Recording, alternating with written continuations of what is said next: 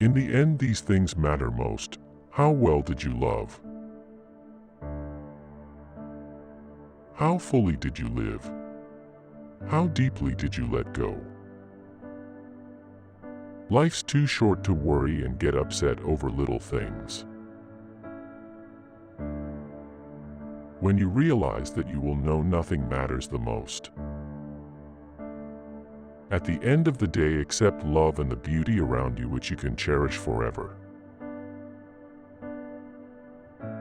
Love is love, and no reason is needed for loving. Love is the panacea for all ailments.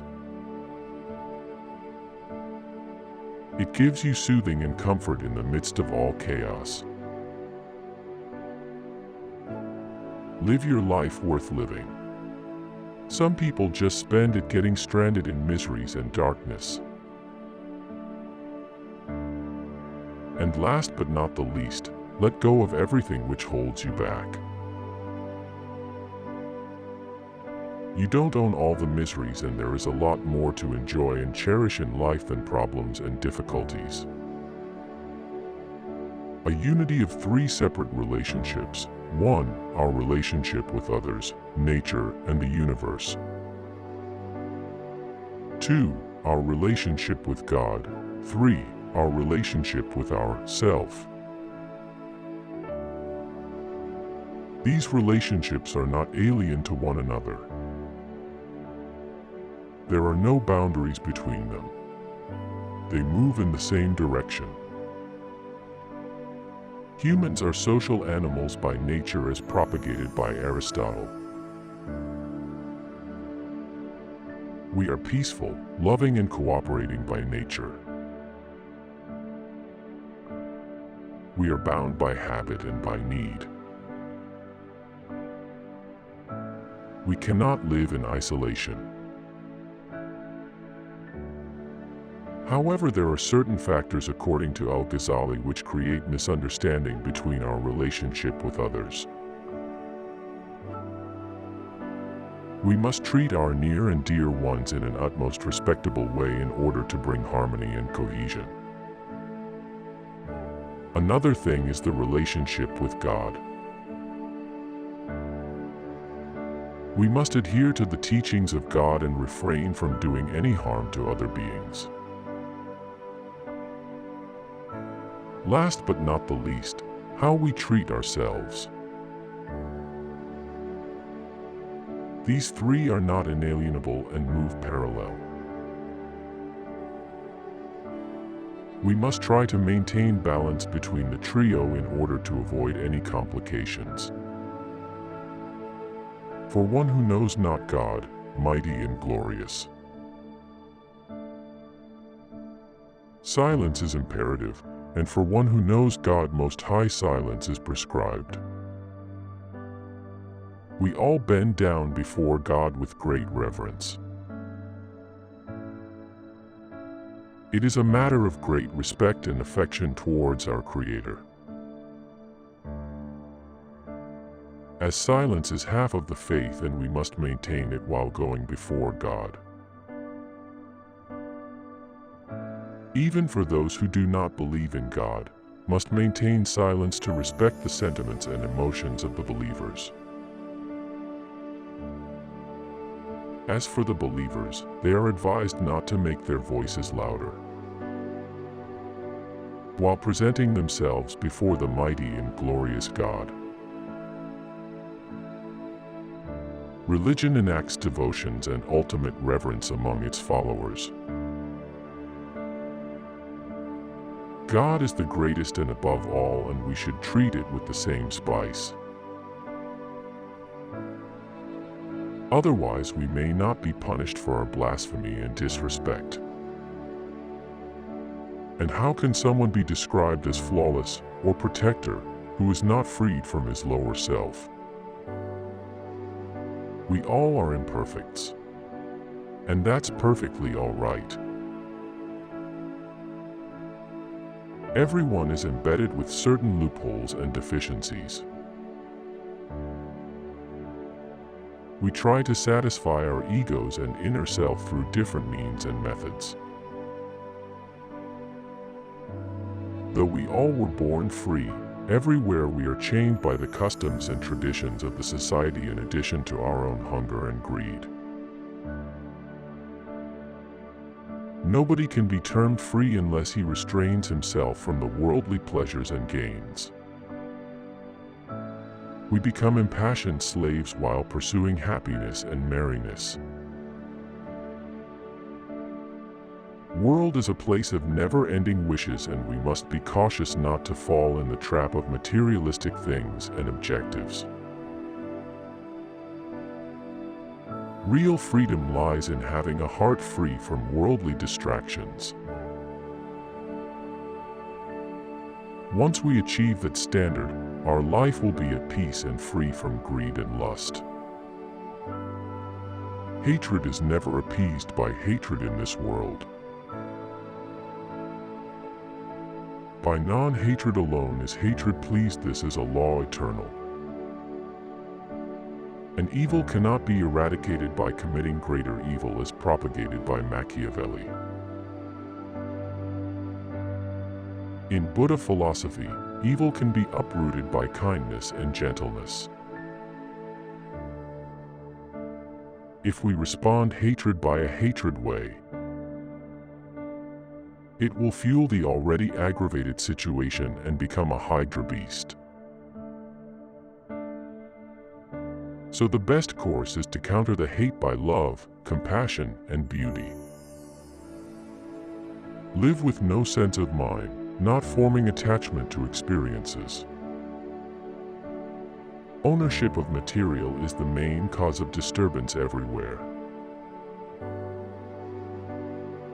Buddha's philosophy infuses a sense of dynamism and modesty among its followers.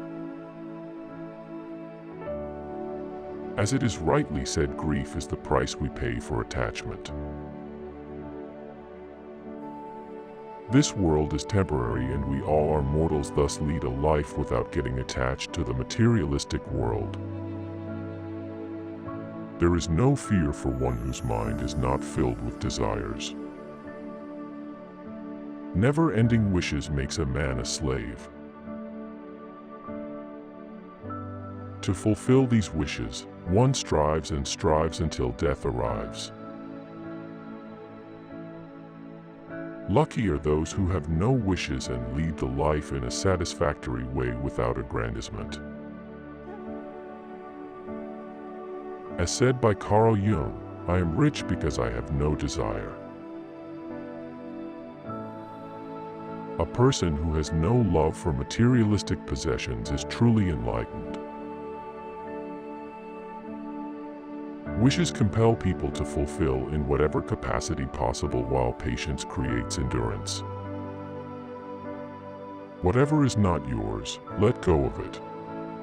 Your letting go of it will be your long-term happiness and benefit. Eastern wisdom philosophy teaches patience and endurance. Life becomes complicated when we chase impossible ambitions and dreams. If we just don't bother about what is not ours, life will be quite easy and full of happiness. Regrets and grievances put us in a precarious situation. Resolutely train yourself to attain peace. Peace is the state of mind which comes from within itself. So to attain peace, you have to put your mind under control. This is such a horse which can't be tamed easily, but once you bring it under control, you are content with peace. As the body needs food for growth, the same is the case with the mind. It needs training and restraint to overcome the miseries of life. If you know the enemy and know yourself, you need not fear the results of 100 battles. Those people win the battles who truly know their potential and strengths. It is also necessary to know the strengths and weaknesses of your enemy as well. Once you do that, You can overpower every opponent in any battle. When you know the loopholes of your enemy, you plan accordingly and turn the tables in your favor. Also maintain secrecy while delivering your information to the battlefronts. And send your spy to gather the information of your enemy. These two strong guidelines will help you gain victory in the war. Number does not matter in battles, rather your knowledge and movement in the battlefield make you either the winner or the loser. Pretend inferiority and encourage his arrogance. You can win any battle by cheating and deceiving your enemy. If you are expert at doing that, then you can easily make a fool out of your enemy and thus overpower him in any wits. When you are strong, appear weak, and when you are weak, appear strong. As Machiavelli rightly put up, a leader should be as cunning as a fox and as brave as a lion. Fox to cheat his opponents and lion to crush his enemies. Once you show your weaknesses and encourage your enemies, they will take you very lightly. It is right your moment there to give them a surprise. When they don't expect any threat from you, make them forget their sleep. As the saying goes by, pride hath a fall. Your enemy feels proud by the apparent duplicity, and his own pride will make him drown. All men can see these tactics whereby I conquer. But what none can see is the strategy out of which victory is evolved. Strategy may be defined as the direction which any organization takes to achieve its future goals and objectives. Strategy factor plays a great role in both the will and skill of your troops. A well-thought strategy can put your army in a stronger position, and can give you leverage over your enemy and boost the confidence of your troops at the same time. Your methods of war may be copied and countered, but your strategy will always give your opponents nightmares. Strategy chalks out how an organization achieves its objectives, where to deploy manpower and resources, including the knowledge and ideas of the people to achieve its overall mission. A disciplined mind brings happiness. Man is a rational animal, and the reason is the dominant factor in him. Discipline is a system of governing oneself, conduct, or activity. Life becomes meaningless if it lags discipline. The primary difference between humans and animals is discipline. Humans are enlightened and punctual by virtue of the reason. If we have a cursory glance at the entire universe, everything is following a discipline, which is the indication of harmony and cohesion. Anomaly in life wreaks havoc and hampers progress and development.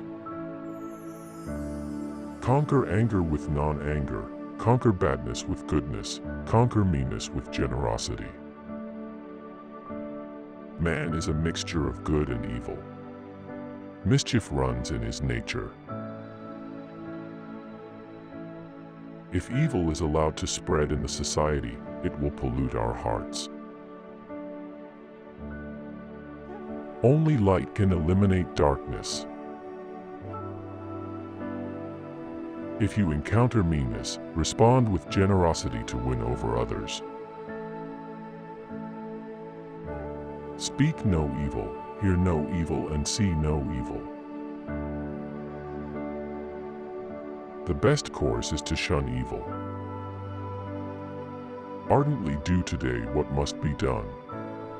Who knows? Tomorrow, death comes. Life is very short and at the same time very unpredictable. This quote is symbolic for the pummel of life.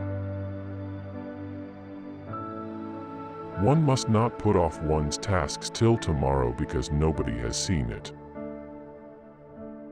As life is too short and death can approach any moment, so spend a life worth living. A life with regrets and remorse is no good at all.